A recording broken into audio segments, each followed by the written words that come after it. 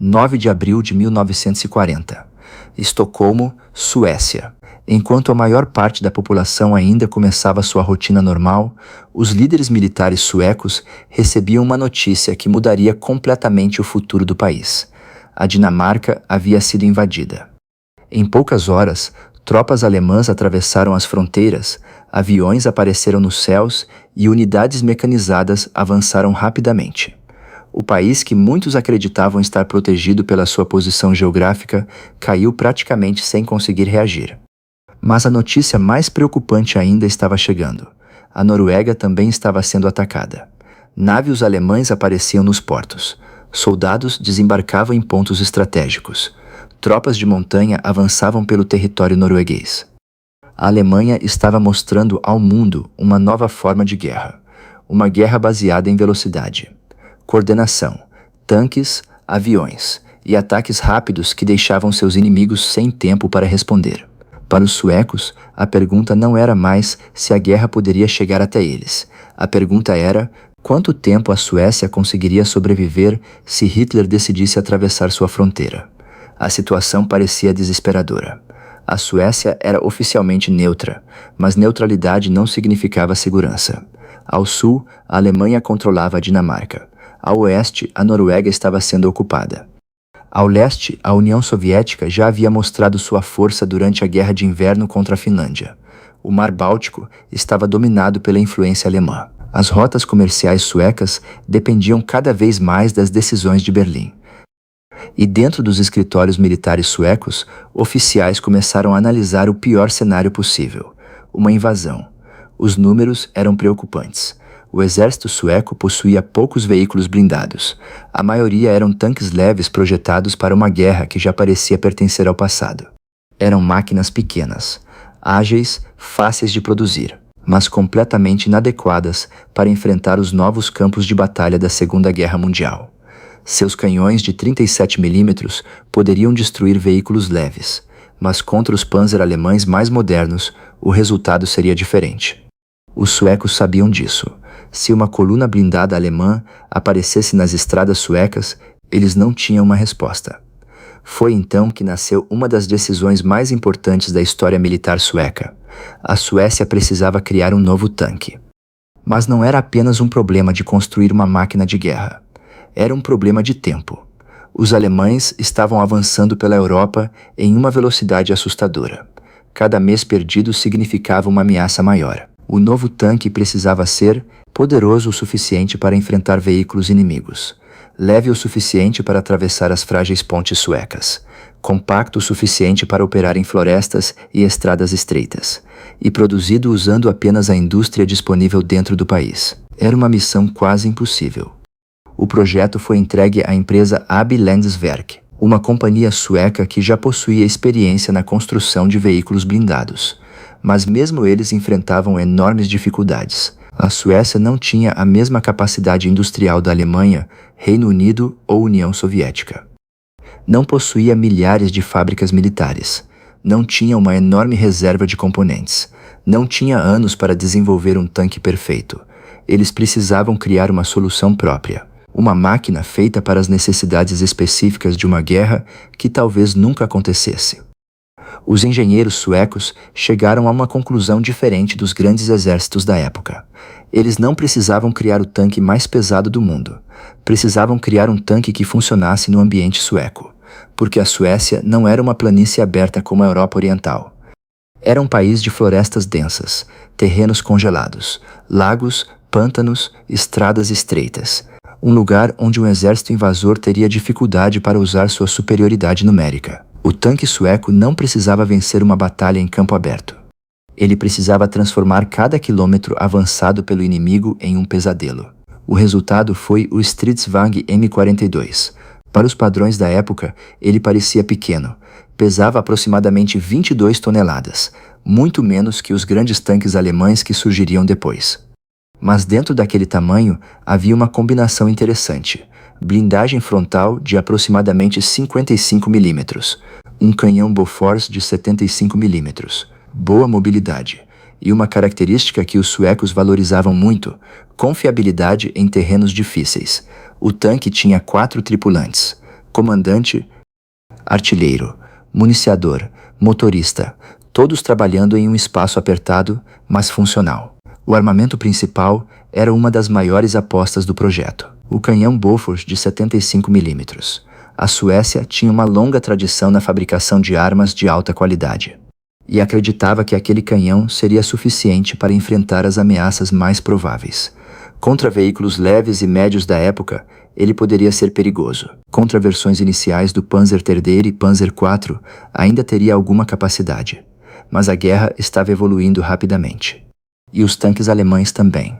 Enquanto o Stridsvang M42 entrava em desenvolvimento, novos veículos apareciam nos campos de batalha. Tanques mais pesados, canhões mais poderosos, blindagens mais resistentes.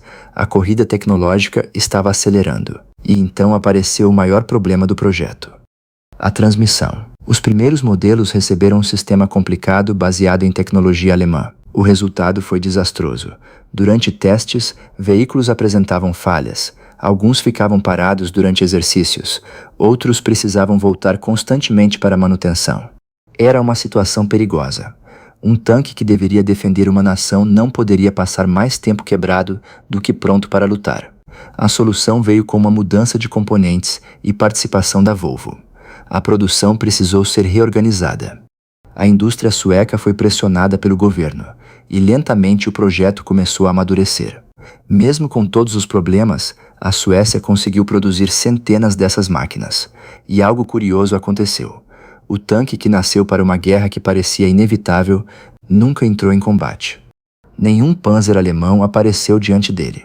Nenhum disparo foi feito contra um inimigo. Nenhuma batalha foi travada. Mas isso não significa que ele falhou. Na verdade, talvez tenha feito exatamente aquilo para o qual foi criado. Porque armas não existem apenas para destruir. Algumas existem para impedir que alguém ataque. A presença do Stridsvang M42 mudou o cálculo estratégico. Antes, a Suécia parecia uma nação vulnerável. Depois, qualquer invasão teria que enfrentar brigadas blindadas organizadas, soldados treinados e uma defesa preparada. A Alemanha precisava considerar: quanto custaria ocupar a Suécia, quantos soldados seriam necessários, quanto tempo levaria, quanto equipamento seria perdido. E em uma guerra onde cada recurso importava, essa pergunta era fundamental. Mas havia uma pergunta que todos dentro do exército sueco queriam responder: o Stridsvang M42 realmente seria capaz de defender o país se a Alemanha atacasse? No papel, ele parecia uma solução. Mas no mundo real da Segunda Guerra Mundial, os tanques não lutavam contra números em uma folha de papel. Eles lutavam contra máquinas construídas por inimigos que também estavam evoluindo rapidamente. E a Alemanha de 1941 não era mais a mesma Alemanha que havia invadido a Polônia. Era uma força militar que havia aperfeiçoado a guerra blindada. Os panzer alemães avançavam pela Europa usando uma combinação que parecia impossível de parar: tanques coordenados com infantaria, aviões atacando posições defensivas, artilharia destruindo pontos de resistência, comunicações rápidas entre unidades. Era uma nova forma de guerra, a chamada Blitzkrieg. E muitos países descobriram tarde demais que seus exércitos ainda estavam preparados para uma guerra do passado. A Suécia não queria cometer o mesmo erro. Ela sabia que um tanque sozinho não venceria uma invasão, mas também sabia que um exército sem tanques praticamente convidava o inimigo a atacar. O Stridsvang M42 não foi criado para enfrentar os gigantes alemães em uma batalha aberta. Essa nunca foi a ideia. Os suecos tinham uma estratégia diferente. Eles conheciam seu próprio território. Uma força invasora teria que atravessar estradas estreitas, florestas intermináveis, áreas onde grandes formações blindadas perderiam velocidade e liberdade de movimento. E era exatamente nesses lugares que o tanque sueco poderia mostrar seu valor: pequenas unidades escondidas entre árvores, ataques rápidos, mudança constante de posição, defesa em profundidade. O objetivo não era destruir todo o exército inimigo. Era causar perdas suficientes para tornar a invasão uma decisão ruim.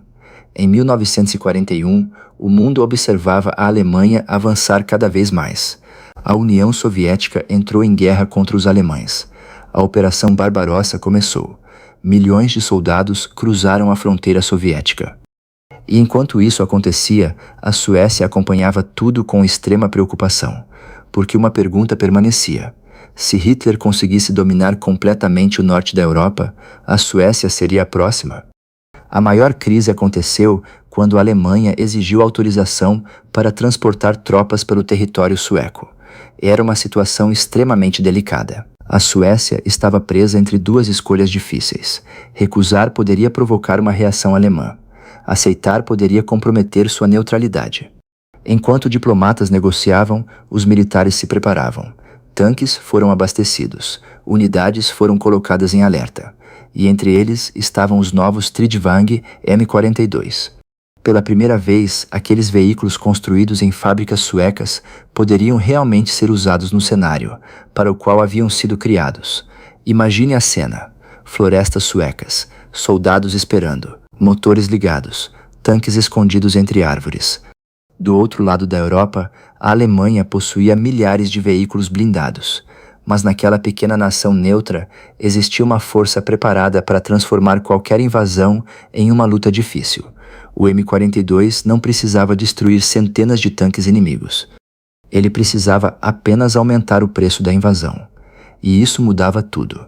No final, a Alemanha nunca invadiu a Suécia. Os tanques suecos nunca enfrentaram os Panzer alemães. Nenhum disparo de canhão foi realizado contra um inimigo real. Para alguns, isso poderia parecer uma prova de que o tanque era desnecessário. Mas os estrategistas militares enxergavam de outra forma. Porque a verdadeira vitória de uma arma de defesa é quando ela nunca precisa ser usada. Depois da Segunda Guerra Mundial, o mundo mudou. Novas ameaças apareceram. Novos tanques surgiram. O Stridsvagn M42, que já tinha limitações durante a guerra, rapidamente ficou ultrapassado. Tanques como o soviético T-34 e os novos veículos ocidentais mostravam uma nova geração de guerra blindada. O pequeno tanque sueco não conseguiria competir diretamente contra essas máquinas, mas a Suécia tinha um problema. Substituir uma frota inteira de tanques era extremamente caro. Então os suecos fizeram algo que se tornaria uma marca da engenharia militar do país. Eles modernizaram o que já tinham. A partir da década de 1950, centenas de M42 receberam uma segunda vida. Os antigos tanques foram desmontados. Novas torres foram instaladas. Novos sistemas foram adicionados. O resultado foi o Stridsvagn 74. Uma máquina completamente diferente, mas nascida do mesmo projeto. O tanque que deveria ter desaparecido continuou servindo. O Stridsvagn 74 recebeu um novo canhão de alta velocidade. Sua capacidade contra blindados aumentou. Sua vida operacional foi prolongada. E aquilo que começou como uma solução desesperada durante uma crise mundial acabou se transformando em uma das plataformas blindadas mais duradouras da história sueca. Mas a história não termina aí, porque algo ainda mais curioso aconteceu. Quando os cascos originais foram aposentados, as torres não foram simplesmente jogadas fora. A Suécia encontrou uma nova função para elas. As antigas torres do M42 foram instaladas em posições defensivas fixas, em portos, áreas costeiras, pontos estratégicos. O tanque que nasceu para enfrentar uma invasão alemã continuou protegendo a Suécia décadas depois do fim da Segunda Guerra Mundial. Algumas dessas posições permaneceram ativas até o final do século XX.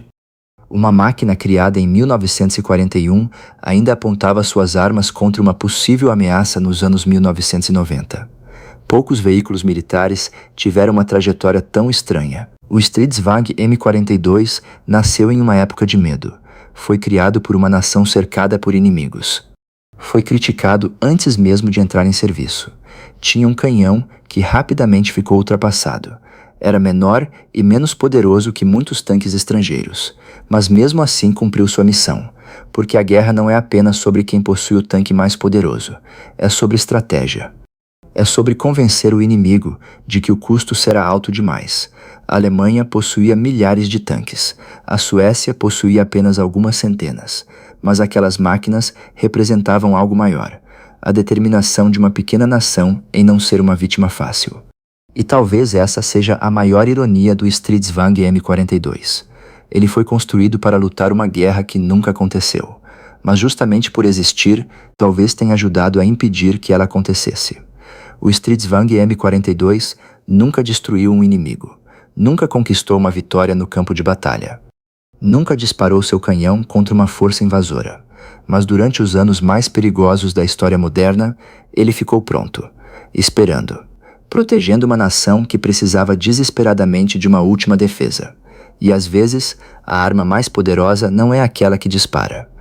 É aquela que faz o inimigo pensar duas vezes antes de atacar.